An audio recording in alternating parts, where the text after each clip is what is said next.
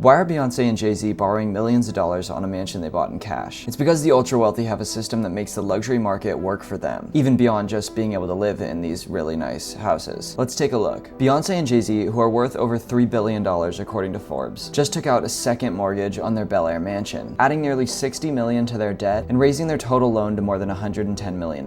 They originally bought the mansion for $88 million in cash back in 2017. That means that every month they're paying about $650,000 in property taxes and mortgage payments. But they're definitely getting their money's worth in their mansion that has 8 bedrooms, 11 bathrooms, and 4 outdoor swimming pools. And they're not alone. Billionaire Nelson Peltz just borrowed $68.5 million on his oceanfront Palm Beach estate known as Montserrat, having just taken out a $40 million loan back in 2022. Why did the ultra-wealthy do this? Well, first, like and follow. And second, behind just about every massive loan is a wealth strategy that most people will never be able to touch. This move is a method commonly referred to as buy, borrow, die. Here's how it works. Step 1 is buying up high-value assets, whether that's stocks, bonds, real estate, or art. Step 2 is to borrow money against those assets and use that cash to fund your lifestyle. This is cheaper for the ultra-wealthy since borrowed money isn't taxed, and what they're paying in interest payments is typically much lower than what they would pay on those realized gains were they to sell whatever asset they're borrowing against. Step 3 is you die, and you pass off your assets to your heirs, who will inherit those assets with minimal tax liability,